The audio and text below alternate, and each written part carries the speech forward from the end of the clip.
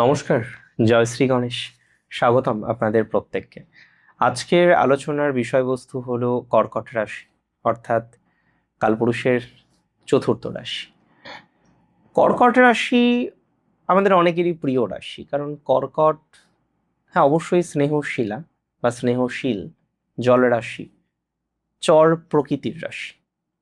কর্কট রাশি ভালোবাসতে জানে, কেয়ার করতে জানে, এমন একটি রাশি নিঃস্বার্থভাবে দিনের পর দিন ভালোবাসা, কেয়ার করা, এই টেন্ডেন্সি আমরা কর্কট রাশির জাতক জাতিকাদের মধ্যে প্রচুর পরিমাণে দেখতে পাই।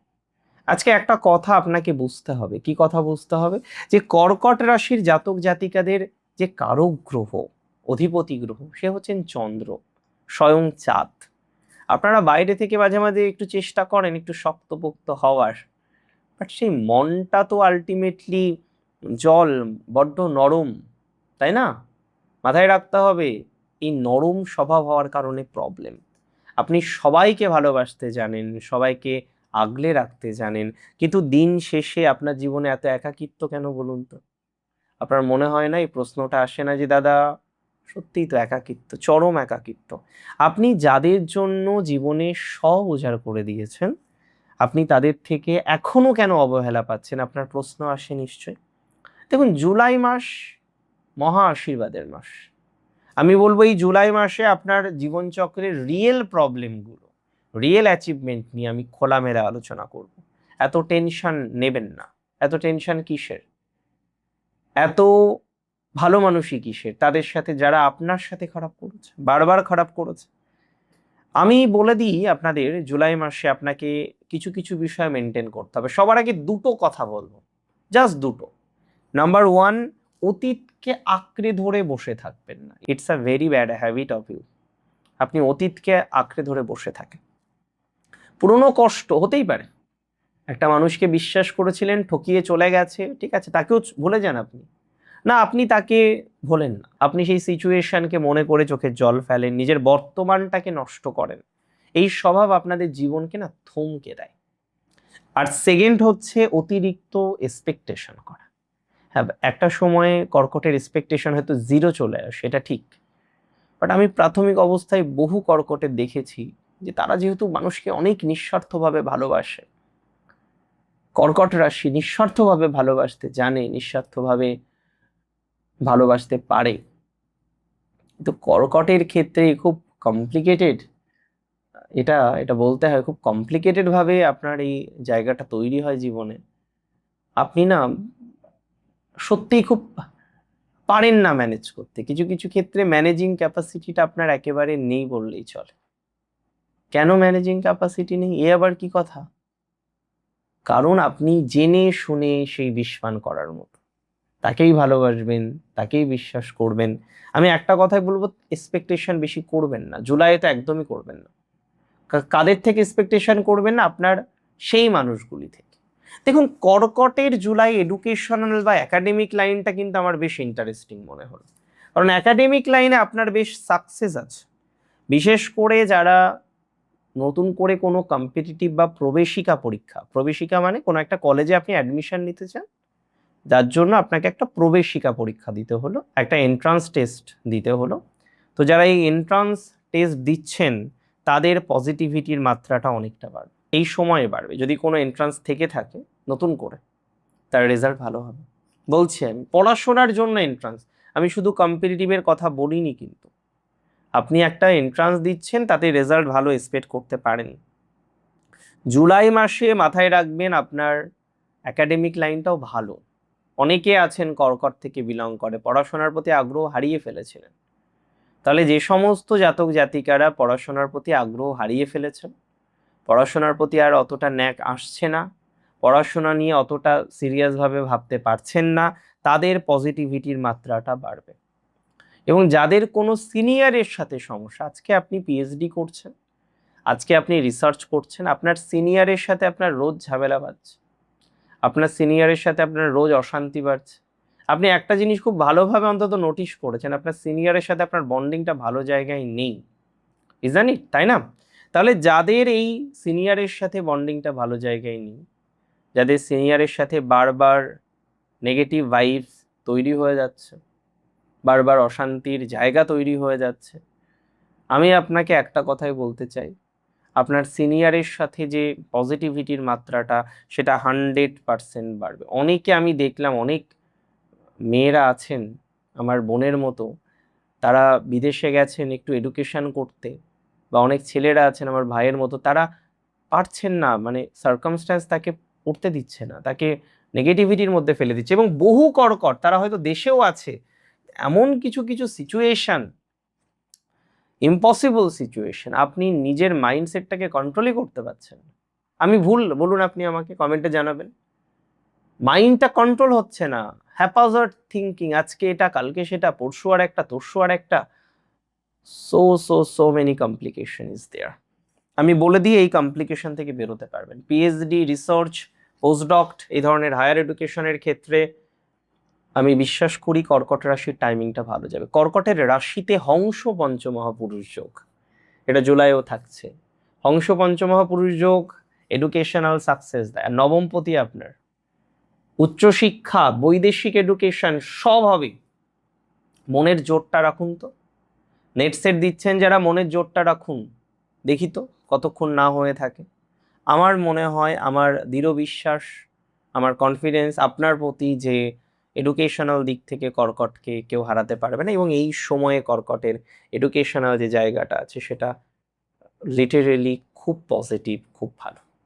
কর্কট রাশির জাতক জাতিকাদের আমি বলে দিই, যারা কোনো না কোনোভাবে খুব কমপ্লিকেশনের মধ্যে আছেন হেলথ নিয়ে, কারণ একের পর এক মানসিক চাপের জন্য অনেকে কি করেছেন, আপনাদের মেডিকেল কাউন্সেলিং করতে হচ্ছে, নিজেকে কন্ট্রোল করতে পারছেন এবং থিঙ্কিংটাকে কন্ট্রোল করতে পারছেন। এত রকমের হ্যাপাজার্ড থিঙ্কিং আপনার জীবনে আসছে, আপনি জাস্ট অবাক হয়ে যাচ্ছেন। দেখুন, আমি একটা কথা আপনাকে বলতে চাই, আপনার থিঙ্কিং অনেকটা রিফাইন হবে, থিঙ্কিং এর মধ্যে অনেকটা পবিত্রতা আসবে, আরো সঠিকভাবে থিঙ্কিং হওয়ার প্রবণতাটা আমরা দেখতে পারবো। পজিটিভিটির মাত্রাটা অনেকটা বৃদ্ধির সম্ভাবনা রয়েছে, অনেকটা ডেভেলপমেন্টের জায়গা আমরা তৈরি হতে দেখব, and that is for very sure. তাহলে আমরা যদি প্রপারলি একটু ডিল করি, আমাদের ডেভেলপমেন্টের জায়গাটা আসবে না, আসবে না, 100% আসবে। আমাদের যদি একটু প্রপারলি ডিল করা যায়, পজিটিভিটির মাত্রাটা বাড়বে কি বাড়বে না, 100% বাড়বে। তাহলে একটু প্রপারলি ডিল করুন, প্রপারলি পজিটিভিটি তৈরি করার চেষ্টা করুন। আমি বিশ্বাস করি, আমি মনে করি প্রপারলি পজিটিভিটিটা আপনি তৈরি করতে পারবেন, এক্সপেক্ট করতে পারবেন। যে রাশিটিকে নিয়ে আজকে আমরা এত আলোচনা করছি, যে রাশিটিকে নিয়ে আজকে আমরা এত চর্চা করছি, রাশিটি কি? কর্কট।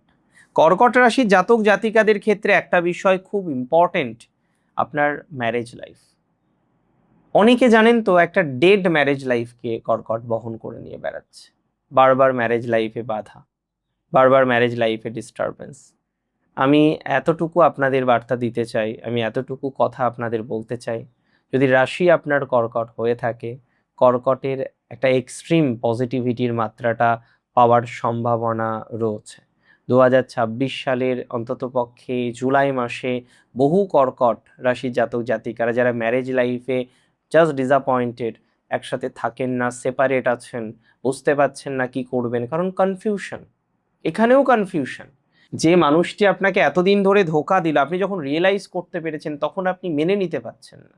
আমি বুঝতে পারছি, তবে আমি আপনাকে বলবো মাসের দ্বিতীয় অর্ধ আপনাকে কিছু স্বস্তি দেবে। পরিবারের মধ্যে যদি কোনো পুরনো শত্রুতা থেকে থাকে, ভুল বোঝাবুঝি থেকে থাকে, আমি ফ্যামিলির কথাও বলছি, not only in marriage life, পরিবার ফ্যামিলির ক্ষেত্রে যদি এরকম সমস্যা থেকে থাকে, সেটা পজিটিভ দিকে নিয়ে যাবে, পজিটিভ দিকে ধাবিত করবে। পরিবার বৃদ্ধির বা নতুন সন্তান প্রাপ্তির সম্ভাবনাটাকে অনেকটা স্ট্রংলি লক্ষ্য করতে পারছি। ভালো সন্তান যোগ দেখতে পাচ্ছি কর্কট রাশির জাতক জাতিকাদের। আমি কর্কট রাশির বহু জাতক জাতিকাদেরই বলবো, যারা আইভিএফ এর আগে করেছেন, আইইউআই করেছেন কিন্তু সাকসেসফুল হতে পারেননি, দে ক্যান থিঙ্ক এগেন, তারা আবার ভাবতে পারেন, পরিকল্পনা করতে পারেন। দেখুন, আমি একটা কথা আপনাদের বলতে চাই, আপনি হয়তো অসম্ভব পরিশ্রমী, আপনি যোগ্য, আমি জানি, কিন্তু সেই যোগ্যতা অনুসারে ফল পাচ্ছেন। আমি সবার আগে পুনর্বসুর কথাই বলি, পুনর্বসু দেবগণের নক্ষত্র, যোগ্যতা অনুসারে ফল নেই। আপনি যতটা এক্সপেক্ট করেন, আপনি যতটা পারেন, নট অনলি এক্সপেকটেশন, আপনি যতটা পারেন সেই যোগ্যতা অনুসারে আপনি কিন্তু পাচ্ছেন না। অথচ আপনার চোখের সামনে দিয়ে আপনার থেকে অনেক লো ক্যাটাগরির, অনেক অলস লোকজনেরা চাকরি পেয়ে যাচ্ছে, সাকসেস পেয়ে যাচ্ছে, প্রমোশন পেয়ে যাচ্ছে, আপনি জাস্ট যেখানে ছিলেন সেখানেই আছেন। বহু পুনর্বসু সেম সিচুয়েশন কন্টিনিউ হচ্ছে, আপনি চাকরি করছেন কিন্তু কোনো স্যাটিসফ্যাকশন পাচ্ছেন না।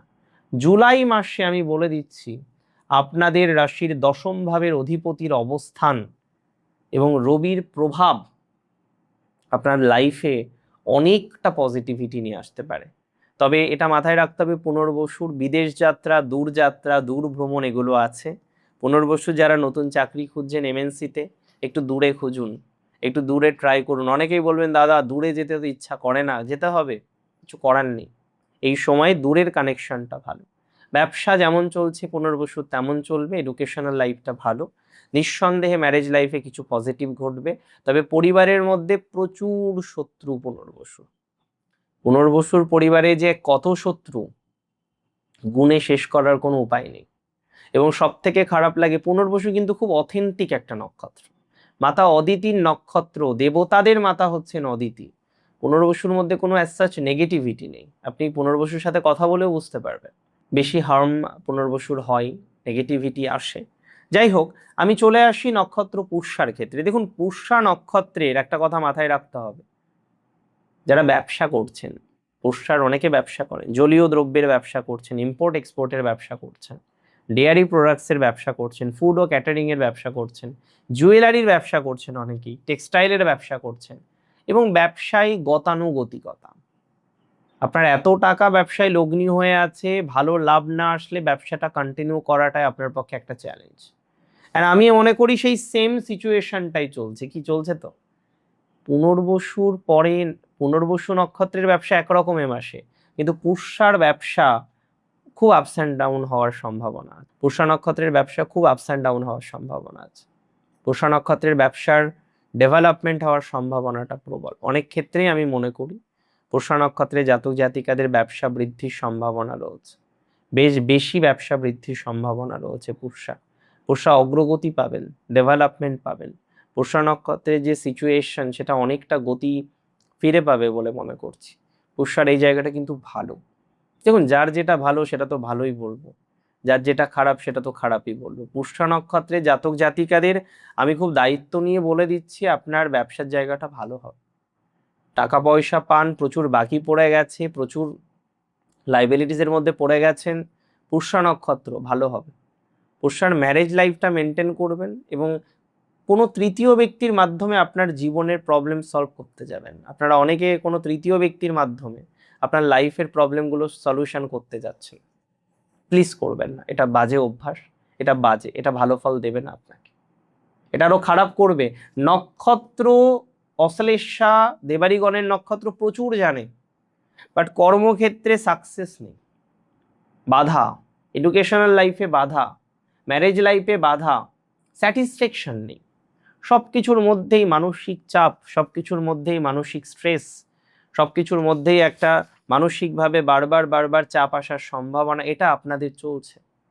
আমি একটা কথা আপনাদের বলে দিতে চাই, যারা মানসিকভাবে চিন্তার মধ্যে আছেন, যারা মানসিকভাবে খুব স্ট্রেসের মধ্যে আছেন, বারবার মেন্টাল কন্ডিশনটা আপনার ডিটোরিয়েট করছে, বারবার মেন্টালি আপনি নেগেটিভিটির মধ্যে পড়ে যাচ্ছেন, আমি একটা কথা আপনাকে সিওরিটি দিতে চাই, মানসিক চাপ আপনার অনেকটা কমে যাবে, মেন্টাল প্রেশার আপনার অনেকটা কমে যাবে। অনেকেই আছেন মানসিক চাপের মধ্যে, অনেকেই আছেন মানসিক স্ট্রেসের মধ্যে, একটু খেয়াল করে যদি চলা যায়, আমার মনে হয় যে মানসিক চাপ বা মানসিক স্ট্রেস অনেকটা মিনিমাইজ হয়ে যাবে। That's for very sure, that's for very very very sure. Money management করতে হবে এ মাসে অশ্লেষাকে। অশ্লেষার একটা ভালো সুযোগ আসবে চাকরির ক্ষেত্রে, তবে দূর থেকে, এবং এই ডিসিশনটা নিতে গিয়েও আপনাকে যথেষ্ট বেগ পেতে হতে পারে, যথেষ্ট বেগ পেতে হতে পারে। আমি কর্কটকে বলবো, মানসিক ওভার থিঙ্কিং করবেন না, ডু নট ওভার থিঙ্ক। আপনার স্বাস্থ্যের উপরে এটা বিশেষ নেগেটিভ প্রভাব ফেলতে পারে। পরিবারের ভেতরে কোনো ইগো বা ঝগড়াকে বেশি দূর টানবেন না এ মাসে, নিজের লোকেরাই শত্রুতা শুরু করতে পারে। যে কোনো লিগাল বা অফিসিয়াল ডকুমেন্ট ভালো করে পড়ে নেওয়াটা আপনার জরুরি। অন্ধবিশ্বাসে কারোর সাথে কোনো রকম লেনদেন এ মাসে করবেন না। দেখুন, কোন কোন পয়েন্টগুলো কর্কটের জোর দিলে আরো ভালো থাকবেন। ফার্স্ট, ডিটাচমেন্ট প্র্যাকটিস, সবাইকে নিয়ে অতিরিক্ত চিন্তা করা বন্ধ করুন। নিজের কথাটা ভাবুন। নাম্বার 2, অযথা লাক্সারি আইটেমে লাক্সারির জন্য খরচ করবেন না। নাম্বার 3, রেগুলার মেডিটেশন করুন। এটা আপনাকে আপনার প্রাণ শক্তিকে অনেকটা ডেভেলপমেন্ট করার চেষ্টা করবে। দেখুন, আপনি সবার জন্য করেন, দিন শেষে আপনার মানুষের অভাব, তাই তো আপনাকেও বুঝে চলতে হবে। আমি জানি জুলাই আপনাকে একটা পজিটিভ দিশা দেখাবে, নতুন পরিস্থিতি, নতুন পথে আপনি চলতে শুরু করতে পারবেন এবং দিন শেষে সাকসেসফুল হবেন। ভালো থাকুন আপনারা প্রত্যেকে। জয় শ্রী গণেশ।